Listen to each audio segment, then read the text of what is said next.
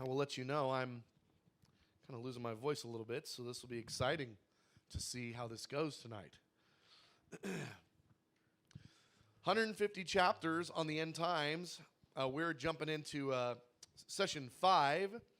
This is Luke 21. And Father, I want to ask you to give grace tonight that there will be revelation readily available in Luke chapter 21. That you would help me to communicate and that you'd help each heart to hear wisdom from the Holy Spirit through these verses, through the scriptures. Anoint the word of God tonight in Jesus' name. Well, 150 chapters on the end times, session 5, Luke 21. This is now our third and final of the Synoptic Gospels accounts of Jesus' sermon on the end times. So that was Matthew 24, Mark 13, and now Luke chapter 21. Now, one of the details that I left out in the previous two chapters that we were looking at, that is Matthew 24 and Mark 13, is the dialogue related to the temple. And part of that was because I planned to do it in this one, and it was a little tricky, if I can be honest, trying to figure out which portions to focus on in each of the three chapters because there was so much overlap. But anyway, so here in part 1, one of the things that's an interesting detail, so Jesus was ministering around 30 A.D. That's just the easiest time frame to remember. A few years before that, a few years after is kind of the range. But let's go with around 30 A.D. And in 70 A.D., so 40 years later, the temple was physically, literally destroyed in Jerusalem. Okay? That literally happened. Okay? Now, it's interesting the way that this dialogue goes as Jesus is going to enter into a full chapter explanation, or in Matthew 24 and 25, a 2-chapter explanation of the end times. But the launch pad for all three, Matthew, Mark, and Luke's accounts, is the conversation around the temple. And so I want to just get us a little introduction here. So this is a huge event. We have to understand it. A massive event for Israel and really for world history. The destruction of the temple in 70 A.D. All right, so Matthew 24, 1 through 2. Jesus left the temple and was walking with the disciples, and they came up to him, and they called his attention to its buildings.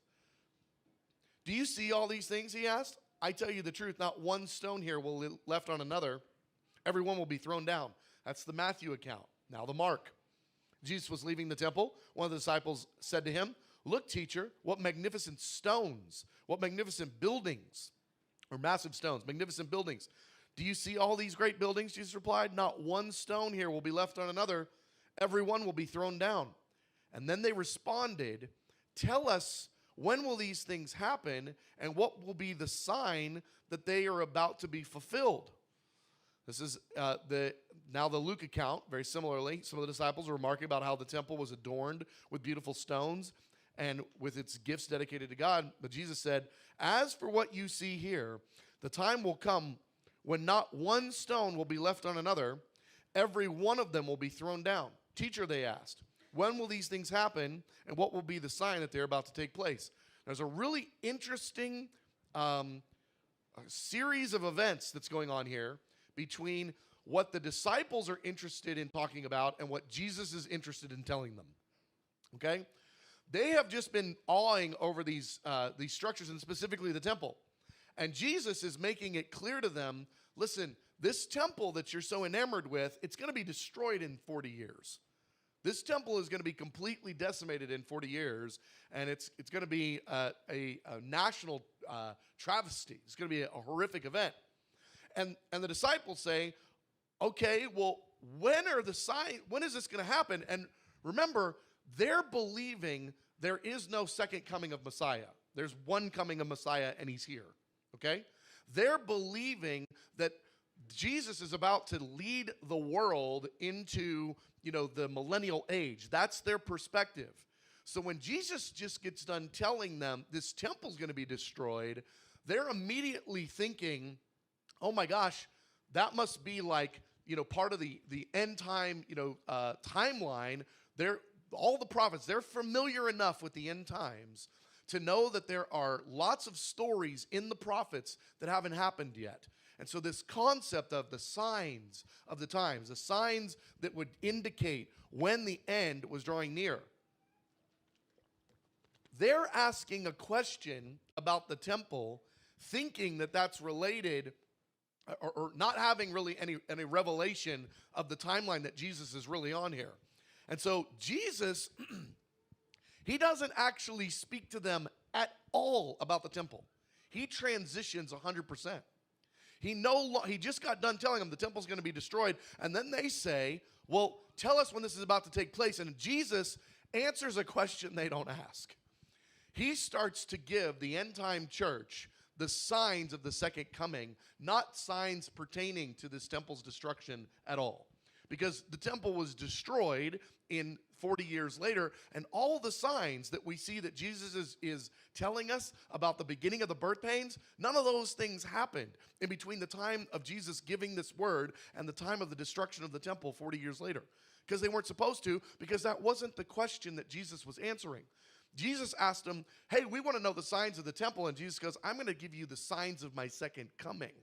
Now, that's a significant point of differentiation, because if we think that Jesus is answering the question that they asked, then we're going to completely miss the fact that all of these things are about the signs of the end of the age, and none of them happened in the time frame between when Jesus said these words and the destruction of the temple. So Jesus used the destruction of the temple as a launch pad to give them the narrative of the question they really should have been asking, but they didn't have the clarity to ask. Because remember, they didn't understand there were two comings of Messiah.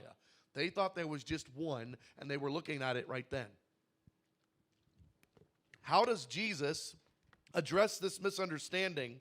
The very first words out of his mouth after he gets done telling them that this temple is going to be destroyed, the very first thing he says is, watch out that you are not deceived. And I go back and I look at this and I see that even part of this was Jesus trying to go, hey, when the temple's destroyed here in 40 years, don't be deceived thinking that that's actually a sign of my coming. I'm giving you the signs of my coming here in these coming phrases and paragraphs. Don't be deceived, for many will come in my name claiming. Now, isn't that an interesting response? When Jesus said, or when the disciples saying, hey, what's the sign of the temple going to be destroyed? Jesus says, don't be deceived, many will come in my name. Just imagine, like, the guys are like, no, we were talking about buildings. Now you're talking about, like, false Jesuses. We're not on the same page here. And you just imagine Jesus going, exactly, I want you to get on my page.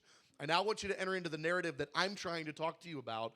I'm trying to give you prophetic insight about the end of the age. You guys are asking about the pretty building, and I'm telling you right now that as tragic as it is and all that it means for Israel, that building isn't what we're talking about here. That building is not the conversation that we're having. I'm going to give you the signs of the end of the age and the signs of my coming. So he says, do not be deceived. There will be many false Christs. We spent a lot of time on that in the previous sessions, so I don't want to really spend any more time on that at this particular moment. You can go back and listen if you're interested. But he also says, in the midst of this, he says, do not be frightened. And he says that the end will not come right away. So he says these things must happen first.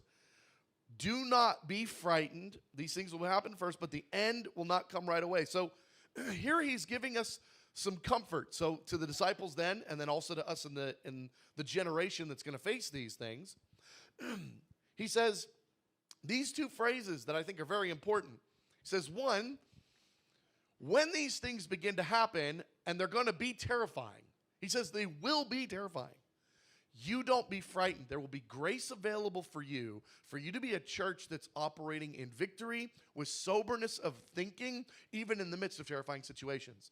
Now, listen, so long as I know God is going to be with me and help me, I can handle anything. It's those situations where I'm fearful that, is the Lord going to meet me in this? Have I made the right decision? Jesus says, listen, when you enter into these times, they will be tremendously difficult, but do not be frightened. Part of that is the promise Jesus can't tell us to do something and then not empower us to do it. So the very fact that he says don't be frightened means there will be non-frightened available.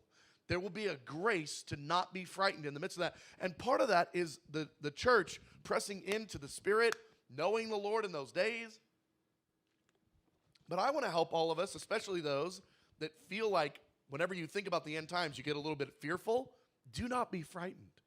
These are the pastoral words of Jesus to you. Do not be frightened. There will be grace made available to you that you will not be operating in a spirit of fear, though the circumstances are very trying. Next, he says, the end will not come right away. That doesn't seem comforting. That seems really challenging. But Jesus is saying, listen, I'm in charge of the timeline. And when these things begin to unfold, the end is coming, but it will not come right away. I will see you through it. I will help you. The end is still yet to come. When these difficulties begin to happen, you will be a part of it. You will not have to be frightened. And you also don't have to worry that these things continue to happen. I'm the one that's in charge of the timeline. These time markers, you can now note that you're now in the time where it's close, but it's not yet. That will be a very important indicator. When we look around and we see the uptick of the signs of the times in a significantly dramatic way, for us to go, the time is near, the longing that's in our heart for the return of Jesus is coming near. It's not yet, but we're finally in the season of it. Okay, now, we've looked at the signs of the times in the past couple of sessions, but there are a few added details in Luke's account, and I want to kind of highlight those. We'll look at some of the ones that we've looked at a little bit, but I want to highlight the ones that are unique to Luke's account, because there's quite a few of them, actually. First is, Luke uses the term when you hear of wars, while Matthew and Mark also include the term rumors of wars. Now, I think it's interesting because this idea of a rumor of a war or hearing of a war, so it's not just there is a war that you can identify, but you're hearing whispers of it. You're hearing about it. It's not touching you, but you're hearing of it. That causes tremendous anxiety, hearing of wars. And there's going to be a generation that is going to be hearing of wars, rumors of wars, as a constant normative, and that shouldn't be normal to the human experience. And when that's normal, that's going to create such an underlying anxiety. Now remember, we're really grateful that Jesus just got done saying, you don't need to be fearful. It's good that he tells us that, because that means there's power in those words. Just hear me. He can't ask you to do something and then not empower you to do it. That's just not the character of God. So if he says, don't be frightened, that's a promise of God power for clarity, a promise of sober thinking, a promise of joy or peace in your heart in the midst of turmoil. In a generation that is going to be filled with anxiety, because the generation will not have that peace. The reason Jesus tells us don't be frightened is because everyone else is going to be frightened. And one of the reasons for that is the constant turbulence of hearing about another war. The anxiety of rumors of wars and hearing of wars. Next, uprisings. Here in Luke's account, the word uprisings, other translations say revolutions. Okay? Well, this is different than the nation against nation, which is ethnic group against ethnic group, or the kingdom against kingdom. This is specifically related to civil unrest. Uprisings is related to uprisings within a nation from those that are in that nation. And so this is now talking about like civil unrest, revolts, revolutions, those kinds of things happening within a nation. Well, when there's a significant uptick of this, there's always been this. There's always been a war here, a war there. There's always been an unrest or a revolution here or a revolution there, but not so much that we could call it a sign that Jesus is about to come back. As these things begin to uptick, that is yet another area of significant cause of social anxiety. As there's people that's like, Man, you just don't know. I just heard another nation. There's uprisings and civil war in that nation over there. There's going to be such a concern that it would happen here, it would happen there. It's going to be a really significant part of this. And part of the reason that that's going to be happening is because people are going to be so distraught with life from every angle. And they're going to be looking for government to fix their problems. And where historically government has been somewhat successful at that in many ways, in many societies, it's going to become less and less able to fix the problems. And there's going to be uprisings in order to see, well, we'll put a new person in charge. We'll get a new group in charge. That'll fix the problem. It won't. But this is part of the anxiety that's going to be growing across the nations. All right. Top of page 3, national conflicts. We covered that in the last couple, the nation against nation, ethnos against ethnos. And then national conflicts, kingdom against kingdom, we covered those. Okay, I want to look at great earthquakes because the language is great earthquakes. And it says great earthquakes in various places. Now, the reason that the word great and various are the two words we want to look at and we want to think about for a second. There's always been earthquakes. There's always been, at least, on occasion, a big earthquake, something that you would call a great one. This, for it to equal a sign of the time, has to be significantly more frequent of these great earthquakes. So let's call them 9s on the Richter scale, okay? Those are rare earthquakes. There's got to be more of them, and then various places. Traditionally, earthquakes happen in specific areas where there's fault lines that we know, there's pattern, there's history. Some things are even a bit predictable that there'll be earthquakes in certain places at certain times. That's not what we're talking about. This is in various places. This is earthquakes where there shouldn't be earthquakes. Great ones of an uptick, of an increase, and in places they should not be. That's going to be terrifying because cities, especially in modern day, are built with one of the thought processes being, do we have earthquakes here? No. Okay, well then we build buildings a certain way. Do we have earthquakes here? Yes. Well, then we build earthquakes a very different way, or build buildings a very different way in order to prepare for those earthquakes. When earthquakes begin to happen where they shouldn't be happening, it's going to cause great problems to cities because those buildings don't hold up like buildings that were built to withstand the impact of earthquakes.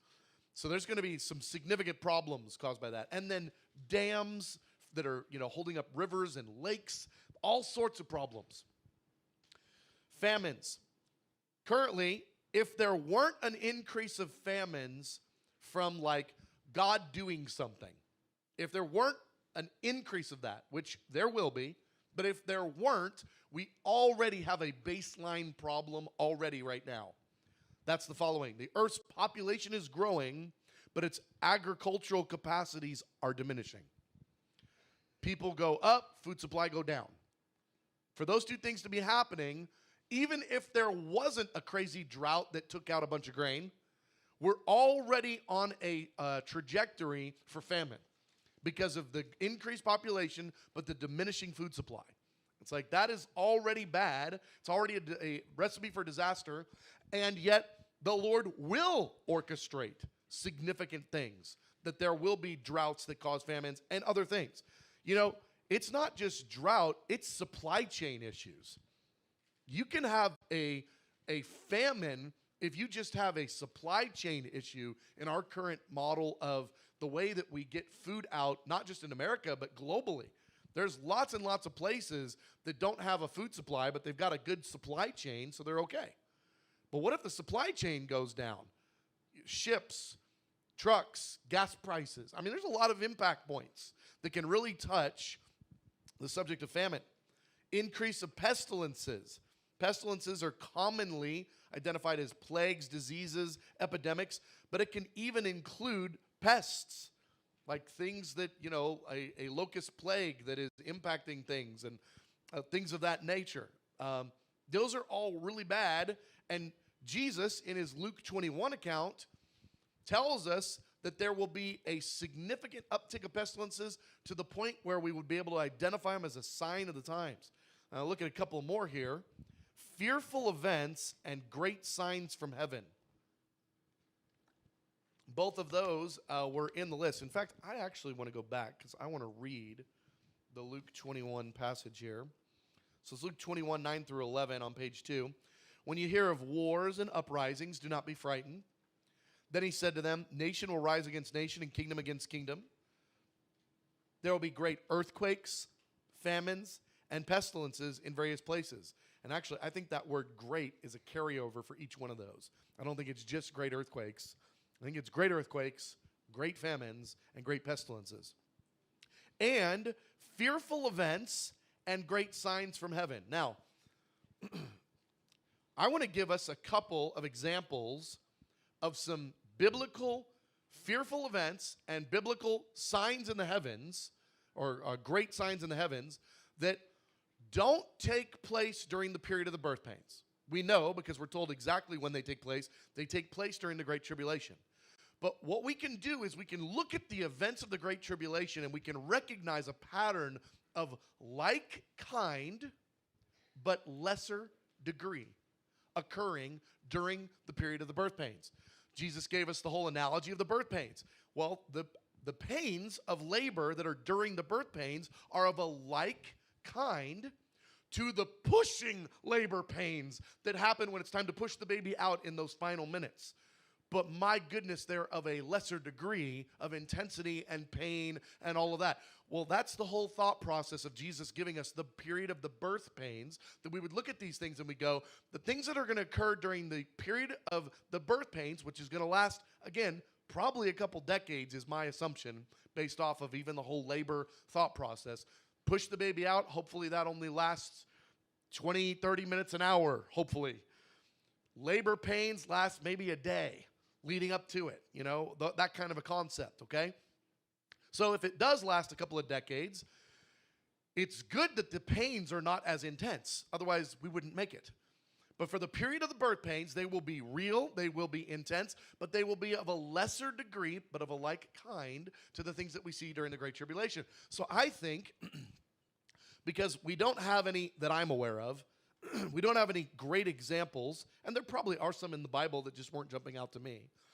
But while we don't have any that I'm aware of, great examples of what is a fearful event that's going to happen during the period of the birth pains, we do have some fearful events that we can see that happen during the Great Tribulation.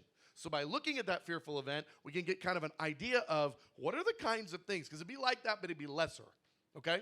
And then similarly, great signs from heaven. I don't know that I can see any that we've got clear examples of great signs from heaven that will be occurring during the couple of decades of the birth pains, but we do have some that are overt that we see during the 3.5-year Great Tribulation. So let's just look at one and one from the Great Tribulation and then kind of go back and think, man, what would a lesser degree of that kind of a thing look like and feel like? Because when Jesus warned during the period of the birth pains, let me tell you two of the signs. One of them is fearful events. That is bad. And second, great signs from heaven will appear during the birth pains. What kind of things are we even looking for? Well, let's look at Revelation 9, 1 through 2, one of the fearful events that occurs during the Great Tribulation. Am I making sense here? We're making a comparison between something that we know it's going to happen, and it's going to happen not during the birth pains. But by looking at it, we can go, okay, something like that, but not quite as freaky. Okay? All right. Revelation 9, 1 through 2. The star was given the key to the shaft of the abyss. And when he opened the abyss, he opened hell on planet Earth, physically opened a chasm, a gateway, a door from hell to planet Earth. Smoke rose from it like the smoke from a gigantic furnace. The sun and the sky were darkened by the smoke from the abyss. That is a fearful event. I don't know that it gets much more fearful than that. Well, what is that divided by 10 or 100? I still don't want anything to do with it, but this is to kind of get us thinking. When Jesus says fearful events, we've already got documented some fearful events. What would this kind of thing at a lesser degree? I don't know. The appearing of demonic presences in some way. Another fearful event is Revelation 12, when all the principalities are kicked out of the heavens and they're cast to earth, and now they're on the earth causing havoc. That's another fearful event. Well, what lesser versions of these kinds of things could we potentially be seeing during the period of the birth pains? That's going to be really terrifying. Well, great signs from heaven. Again, let's look at one that happens during the Great Tribulation. Revelation 6:14, the sky receded like a scroll rolling up, and every mountain and island was removed from its place. That is a great sign from heaven. Like God sticks his hands right through the sky, the clouds, kind of breaks a seal there, and then gets both hands and starts rolling it back like a scroll. And now, you can tell by the Revelation 6 account, the people on earth can literally see into heaven. They see God on his throne. That is a great sign from heaven in the heavens. Now, we know that one literally takes place in Revelation chapter 6 during the period of the Great Tribulation. But Jesus told us there's going to be great signs from heaven during the period of the birth pains. So what does that look like? What other things? Another great sign during the Great Tribulation period is those three angels are released to go declare messages. I think it's Revelation chapter something. Eluding me. Is it 14? I think it's 14. Anyway, it's in there. You go look. Oh, man, I'm not on my A game tonight. Revelation chapter 14, I believe, these angels are, they go and they preach the gospel in the earth. One of them does. They proclaim messages. Well, they're in the sky, and they're visible to man, and they're heard by people. That's a sign in the sky. That's a sign in the heavens. But we're going to see signs in the heavens during the period of the birth pains. That's a new idea. All right, let's keep moving. Handling the persecution. Persecutions get really intense during this next upcoming season. Nathaniel, would you mind grabbing me one more water? I know I'm going to need it here. Thank you, sir. All right, handling the persecution that occurs during the period of the birth pains. And Jesus even says this. He says, but before all this. That's an interesting timeline, because we were just told about birth pain realities that we're to be looking out for. And Jesus says, but before all this, they will lay their hands on you and persecute you. They will hand you over to synagogues and put you in prison. You will be brought before kings and governors. And on account of my name, and so you will bear testimony to me. But make up your mind not to worry beforehand how you will defend yourselves, for I will give you words and wisdom so that none of your adversaries will be able to resist or contradict you. You will be betrayed, even by parents, brothers and sisters, relatives, friends. They'll put some of you to death. Everyone will hate you because of me, but not one hair on your head will perish. Stand firm, and you will win life. Now, it's interesting that Jesus just he started this off with, but before all this. So something like the early side of the birth pain season, something along those, that's when the great persecution begins. Oh man, don't we wish that great persecution would wait, a year or 5 or 10 into it? Jesus says, no, it's actually the kickoff. The kickoff is going to be great persecution is going to come against the church. And when it does, here are a bunch of details that I want you to be aware of. One, this is a powerful, interesting thought process. He says, you'll be handed over to synagogues. Now, That's an interesting statement because it means that at the timing of these events, in the period of the birth pains, so in the generation that the Lord returns, in the decades before Jesus appears in the sky, the Jewish synagogue system, at least in Israel, will be operating with a significant level of authority. Not just that they're in Israel, not just that they're, part of the religious structure, but they're just going to be a significant enough authority resting on the synagogue system that it's going to make sense to hand people over to the synagogues to be dealt with and to be punished. Well, for them to deal with anybody and punish anybody in any significant way means they've got some authority, that there must be some sort of there's going to be an uptick in the way that the Jewish synagogue system within Israel is perceived and is operating. Because right now, the level of authority that is occurring is not what we're reading here. It's going to increase. But it's not just the synagogue system.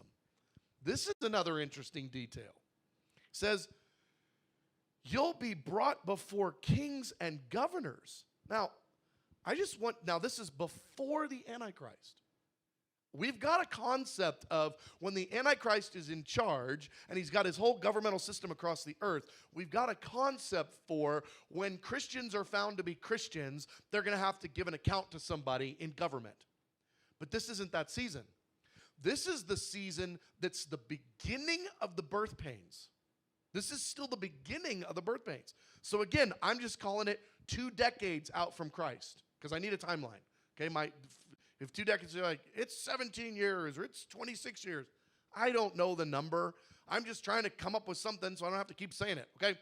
So about 20 years out, before Jesus comes, it says this, you'll be brought before kings and governors on account of my name. Now, what version, can you imagine tomorrow Christians doing something and whatever it is, it was such a hullabaloo, they were brought before kings and governors.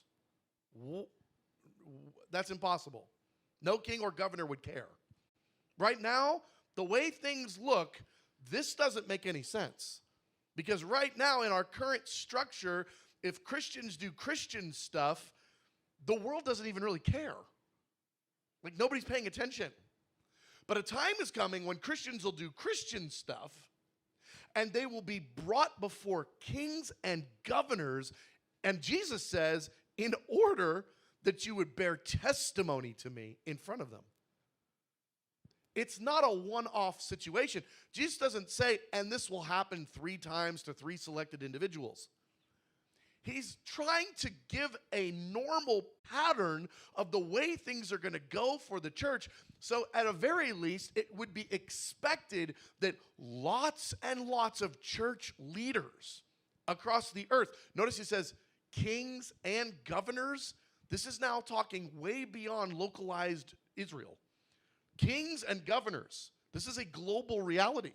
So Christians are going to be brought before kings and governors to bear testimony about Jesus, but it's in relationship to the persecution. It's not in relationship to they got on Daystar and now everybody thinks they're cool and now they get to go and visit a king and a king has an interview with them. They're in trouble when they're in front of the king. This isn't a good thing for them. This is a bad thing. Well, what is going to shift that's going to cause the kings and the governors of the earth to even care about what Christians think or are doing or are saying? Things are going to be shifting. Part of that is the authority that's going to start resting on the church that currently the church isn't operating in. When the church starts to get baptized in John chapter 14, verse 12, everyone who believes in me will do these things and even greater things than these because I go to the Father. When the church begins to operate in that sort of authority and power, it will disrupt systems. The only reason we're going to even show up on anybody's radar from a governmental perspective pre-Antichrist system is because things are going to start shaking. So it's actually, this is good news because it means there's going to be something disruptive going on, revival, power, authority, those kinds of things. All right. You will bear testimony. I just said that. All right. Don't worry about what to say. I will give you the words to say. He says, you will confound, forget exact language. What was the word he uses? He says, I will give you wisdom that none of your adversaries will be able to resist or contradict. Okay, now, I want to share just a brief story because I've gotten to experience this at the smallest level, okay? So if here we're talking it's a level 10, I've experienced this at a level 1, okay? And it is remarkable when this happens. It is a powerful gift of God that is very much outside of you. Like if you raise somebody from the dead, you could hardly take credit for that. It's like God did it. I was there. I prayed. They raised from the dead. What do you do? Okay. I was in a couple of situations when I was a missionary in Africa where I was in moments where I was in real trouble. And I did not know what I was going to do. I did not know what I was going to say. There was no rehearsal. There was no preparing for the moment. The moment occurred. And now I'm in the moment, and I don't know what I'm going to do. In one particular situation, I was in a taxi, and I was being taken out to a very far place out in the middle of the desert by some very unsavory people. And all of a sudden, the taxi driver stops in the middle of the desert and is kicking me out of the car because I don't have money to pay him. And I am terrified, if I can be totally honest. He's opened the door, he stopped the car, opened the door. I've not seen a light or a building for 45 minutes. It's just been sand dunes. He opens the door and he starts yelling at me. I'm sure it's get out of my car. And I don't know what I'm about to say, but all of a sudden, as I'm looking at him, I watch my finger fly past my face like it belonged to somebody else. And I said, in the name of Jesus, you get back in that car. I'm not giving you one dime, and we're going wherever we were going before. And as soon as I said it, power came off my finger. I don't know how else to describe it. I didn't see it, but I saw the impact of it. It's like lightning came off my finger and struck this guy's countenance. And as soon as it did, he went from angry to, he got back in the car and he started driving. And he drove silently like God hijacked him. Then I sat there in the back seat going, those were not I was not thinking those words. I don't know that I would be bold to say such things. Something came out of my mouth, and I had a living revelation of this Bible verse. And I knew I was having it. I was like, I am in that moment, in this moment right now. This is a moment where Jesus gave me words that could not be contradicted. The guy didn't even speak English. He didn't even know what I was saying. And yet, there was authority on it. And without him being fearful of me or whatever, because he could have still just easily been like, hey, that's nice. Get out of my car. Something happened. Something occurred. The Lord is going to give those sorts of moments, those sorts of anointed words that don't need to be thought up ahead of time. Okay. Wrath against Jerusalem. Jerusalem's enemies are going to surround Israel. Now, I'm going to give you a very interesting, if you're not familiar with it, a very interesting point of comparison. I've made, I don't know, maybe 3 or 4 different comparisons to Deuteronomy chapter 28. The things that are occurring, now, Jesus is the one speaking here. So Jesus, the living word, he understands Deuteronomy 28. And if you don't know Deuteronomy 28, it's a passage that is both very near and dear and also terrifying to Israel, because it more or less says, if you walk with God, things will go so well for you. If you turn away from God, God promises, I will beat the snot out of you. I will cause you every problem, and don't blame your enemies. It's me, God, doing it to you. Walk with me, crazy blessings. Walk against me, and I will be against you, and I will do the worst things to you. Deuteronomy chapter 28 is clear and painful. Jesus is quoting multiple phrases directly out of Deuteronomy chapter 28 as he's describing what's going to happen to Jerusalem as a result of them turning away from the Lord. And again, these things did not happen in 70 AD. These things are going to be happening here in the end time drama. Okay, Luke 21:20. When you see Jerusalem being surrounded by armies, you will know that its desolation is near. Deuteronomy 28:25. The Lord will cause you to be defeated before your enemies. You will come at them in one direction, but flee from them in seven. The next verse in Luke 21, we get the flee word. Luke 21:21. Then let those who are in Judea flee to the mountains. Let those who are in the city get out. Let those who are in the country not enter the city. These are direct, in some cases, phrases from, and others allusion to, what was communicated in Deuteronomy 28. It gets really clear here in this next passage. Luke 21:22 through 24.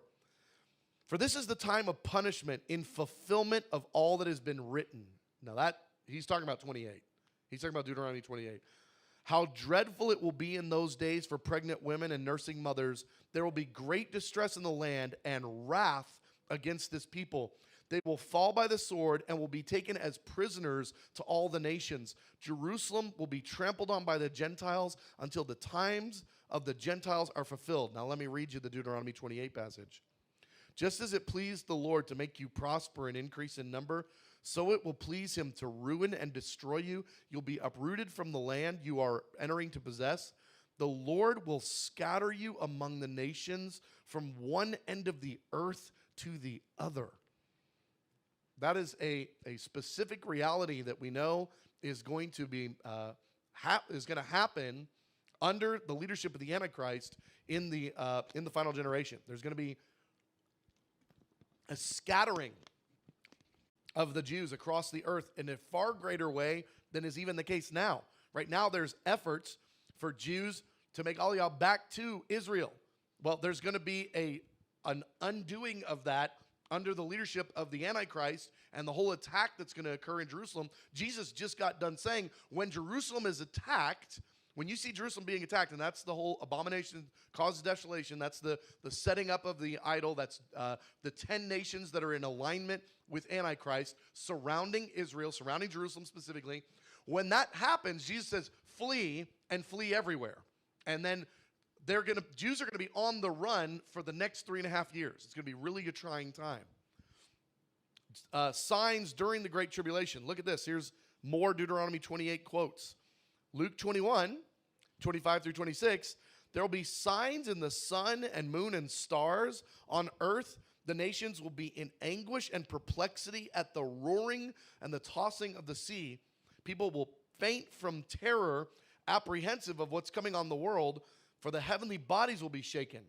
Look at Deuteronomy 28. This is the Lord back in Deuteronomy 28 saying what's going to happen to the nation of Israel if Israel doesn't walk with him.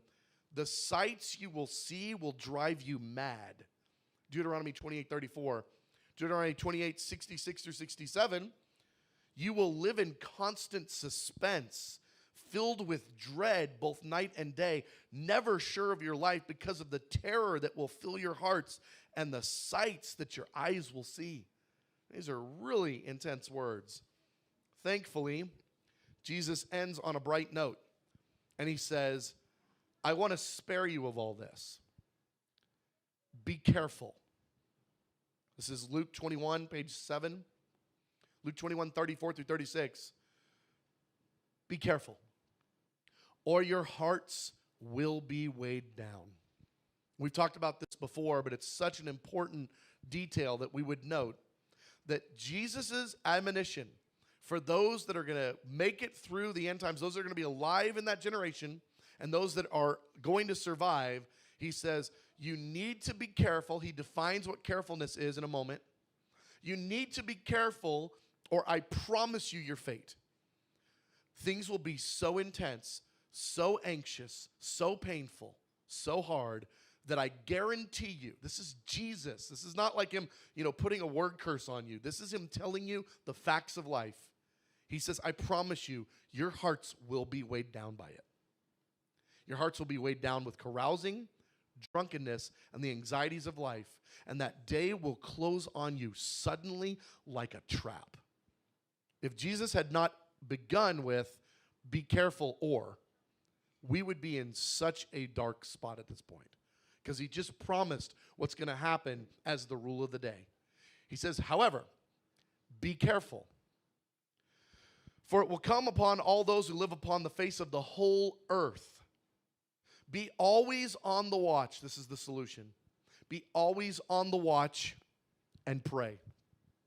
By doing this, by being always on the watch and pray, you may be able to escape all that's about to happen, and you may be able to stand before the Son of Man.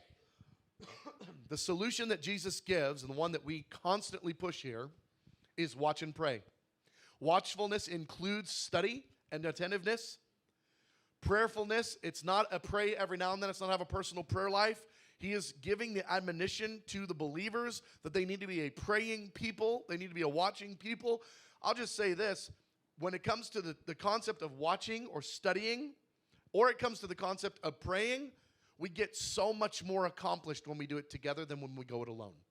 There is so much more revelation available in study when we do it together than when we do it by ourselves. In fact, you get isolated in study, you wind up weird, and your doctrine's bad. Same thing with prayer. You wind up like anemic. It's not a healthy thing. We need to be a people that pray together. And Jesus' admonition for the church of how we'll survive is we need to be watchful and prayerful, and that will help us.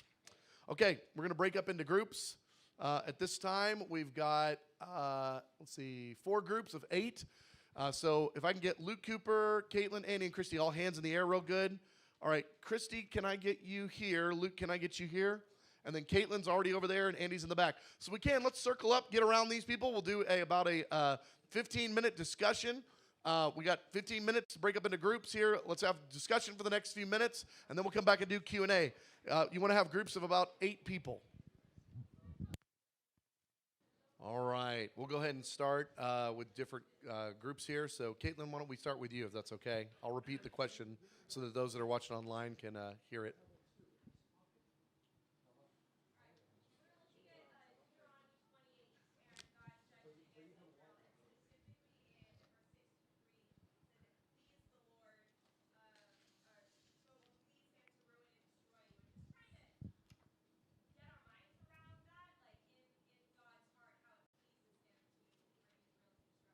Yeah, so the question is not only about Deuteronomy 28, but any passages where it would speak of the Lord's pleasure to cause problems, pain, destruction, because it says that just as that please the Lord to prosper, it will please the Lord to these things. So how does that work in the heart of God? So, the real difficult thing that we have got to remember, and we don't mostly approach the thought process of God from this standpoint, is that God is a God of justice. And justice is good. I want us to think about this for a second. I was actually having a great conversation with my 6-year-old last night, or this morning. And the sisters, they had done paper, rock, scissors to see who got the big room in the fort and who got the little room in the fort, okay? And he lost paper, rock, scissors. And so he's got the janky little room in the fort that they built. And he's really upset about it. And he asked the question, he said, well, why do I have to do that? I said, well, because you lost paper, rock, scissors. He says, well, can't we do it again? And I said, no, that's not how that works. And he said, well, what do you mean? I said, well, what if your sister had won or had lost paper, rock, scissors and you got the big room? How would you feel about it if we just did paper, rock, scissors again and you now lost the big room? And he's like, I wouldn't like that at all. I go, it's not justice. I go, it's not justice to just do it over again, just to do whatever you want. God feels very much this way about what is right and about what is wrong. And actually, we celebrate him for that. The lost world celebrates when they get things that they are due, that they are rightfully due. The problem is that rightful dueness works on 2 sides of the equation. What we are rightfully due in the positive and what we are rightfully due in the negative. And the truth is, if the negative justice isn't met, God isn't just. And God created this system out of him being a just God who is love. It is actually injustice. It is wrong. It would be grounds for accusation against God if God did not act upon the things that he has put into place, and specifically the equalizing of the scales related to the subject of justice. Where there is sin, there must be death. Where there is injustice, those things must be made right. And so it is a delight in his heart to make right what it is he put into place. But also think about this. This is how we know he's kind and that he's not out to get us. He told us what he was going to do in the Bible. It says it. So it's not like there's this secret angry side of God that we don't get to know about. He said, no, I delight in justice. The verses that we think about where he delights in the justice for the orphan or justice for the widow, it's the same God that's delighting in those points of justice. It's the same God. It's justice. And he's told us in this word, like, I'm going to do this. I'm going to do this. If you do this, here's the consequences. Now he's like, I'm not going to be a liar. At the end of this thing, I'm going to do what I said I'm going to do. And I will delight in it because it is right. It is right. He says, I delight to promote you and give you opportunity to turn to me. I delight in bringing about justice so that all things would be right, that everyone would be able to look at me and go, he dealt with this with perfect justice. And that's actually love. It would be unloving if I was constantly showing favoritism to one of my kids when they're getting into trouble and I never do anything, and to the other one I always punish them. That wouldn't be right. It's justice to punish injustice. And so it's right and it's good. And so the word, whatever gleeful word you want to use, delight, pleased, pleasure, it is God who set the rule system in place. And he did it because he was good. And he was looking out for everybody's good. And it is his delight to act upon that justice system that he's put into place, even when it costs people their lives. Great question. Let's go here.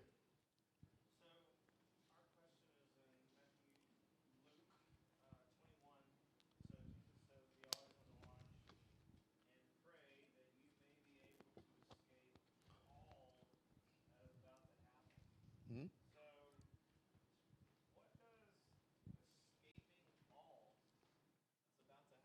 It's great. Great question. All right, so Luke 21, 30. I'm going to start with the verse before it, 34 through 36. Be careful, your hearts will be weighed down with dissipation, drunkenness, anxieties of life, and this day will close on you unexpectedly like a trap.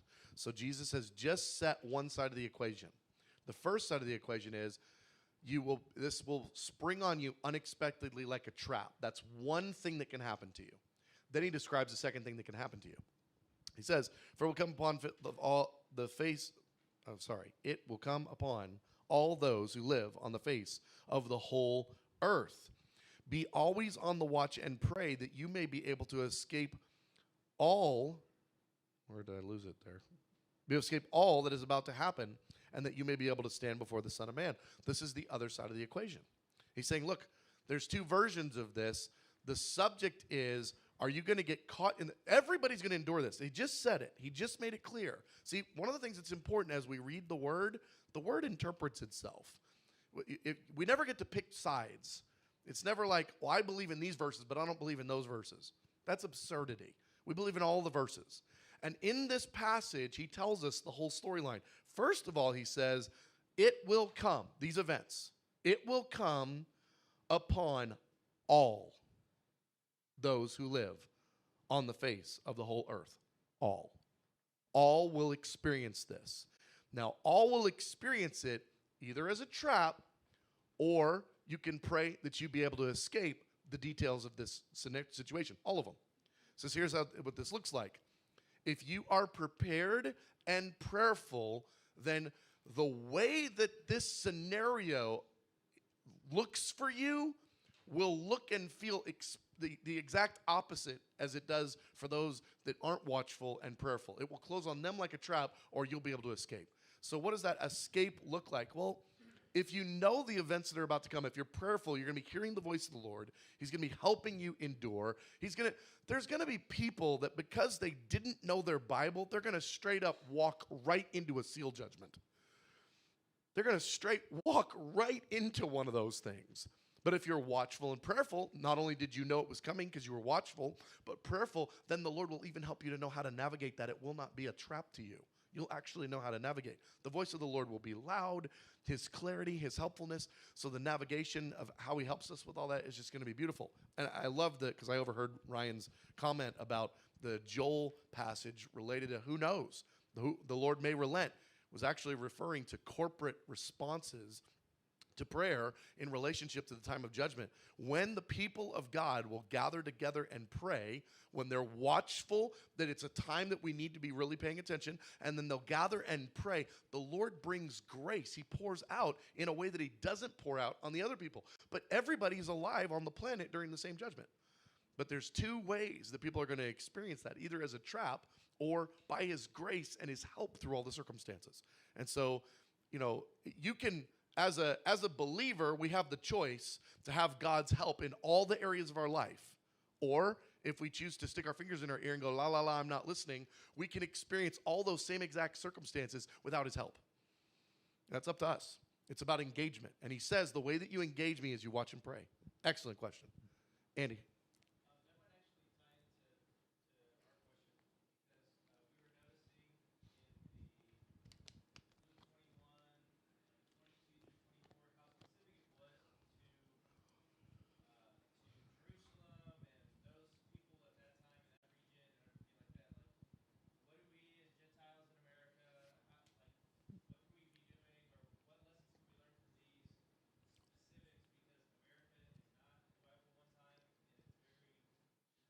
Yeah, great question. So I'm going to interpret the question, see if I'm okay on my interpretation.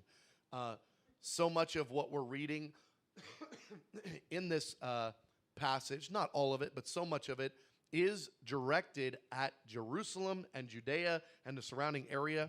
And there are things that are specific. I mean, the temple is only in one place. It's Judea's very specific piece of geography. If you're in Judea, flee. I mean, there's some of those kind of language.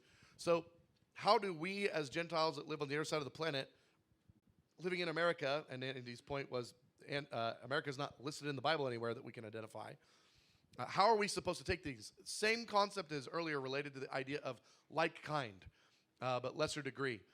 The scenario really that Jesus just painted for the people in Jerusalem is a very similar scenario that is going to unfold, not quite with the level of drama and not quite with the chokehold that it's got on Jerusalem, but as the mark of the beast system is applied and implemented across the earth, people in all those areas are going to be experiencing a similar kind of situation as what they were experiencing when the Antichrist sets himself up in that Jewish temple in Jerusalem, that whole scenario.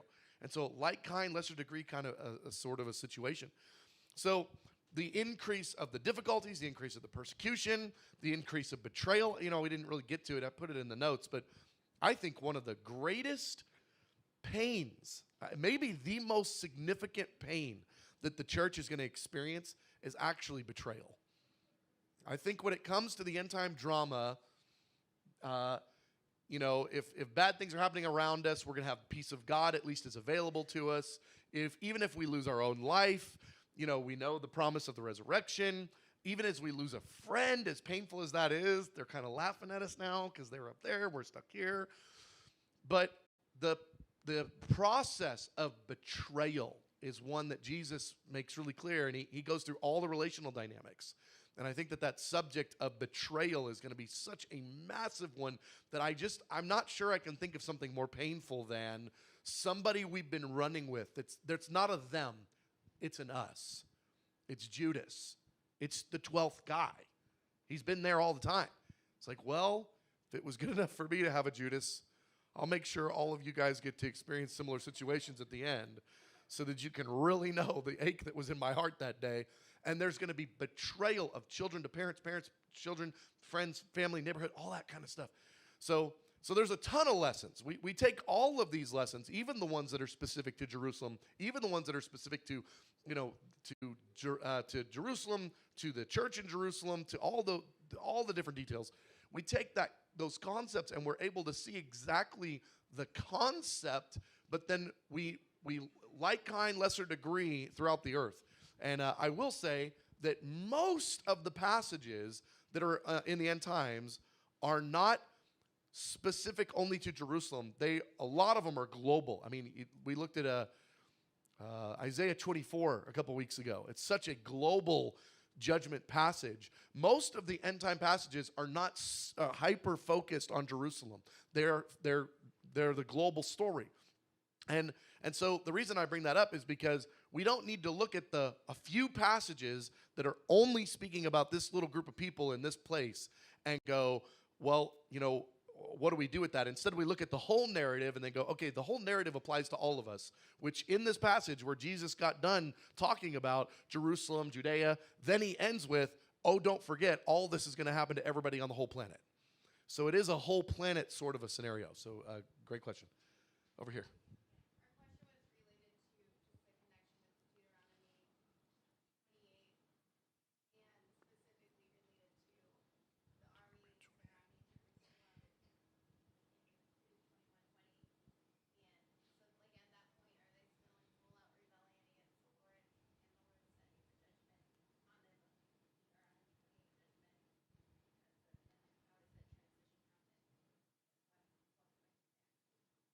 At what point do they what?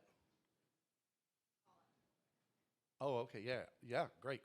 Okay, so the nations surround Israel.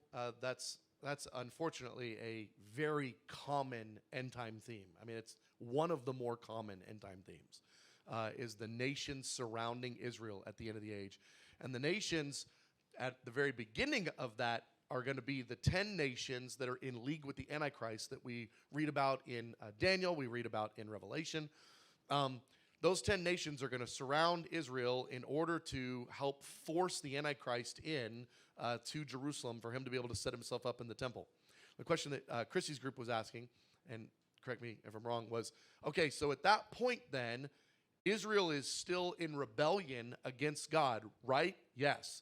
At what point does Israel stop being in rebellion against God? Well, as a whole, Israel doesn't make that transition until Jesus parts the Mount of Olives and comes into Jerusalem.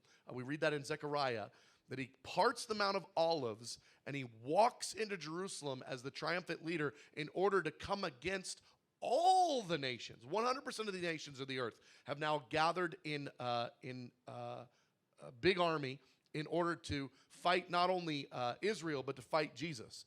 It's at that point that they say, blessed are you who come in the name of the Lord, and that they receive Jesus as their Messiah in that whole process there. Because it says that Jesus isn't actually even allowed to come back into Jerusalem until they do that. And so that's after the 3.5 years of trial. Now, I don't want to get into it, but there will be Jews getting saved in some number and in some consistent, significant numbers at certain points in the end time drama. Throughout the storyline, there will be Jews giving their lives to Jesus. But as far as a nation and the holistic, okay, now, when is all of Israel going to be saved kind of a thing? That's actually when Jesus is marching into Jerusalem in that direct timeline, which is at the end of the Great Tribulation. So yeah, great question. These are good questions. You guys are thinking, processing. This is what's making this valuable. It's challenging to me. All right, worship leader, you can come on up. I just want to encourage you, when you're in a study like this, and you just read a chapter and maybe heard some ideas that you hadn't heard before or you hadn't thought about before, spend this week going over that chapter. Like, read that chapter a little bit. Get more clarity. There's more revelation available to you. What if all we just did was crack the window? And if you could get that window all the way up and let a whole lot of revelation come in by your continued diving into this stuff. So, Father, we ask you for the spirit of wisdom and revelation to rest on this people, to rest on this ministry, to rest on our studies on Saturday nights. Holy Spirit, help us in Jesus' name. All right, this is now turning back into our prayer room. So if I can, I'd like to ask all of you, help us put the chairs back where they go, and then take any conversation you want to have. Please have those conversations. Let's just have them out in the lobby. That way we can have our prayer room back.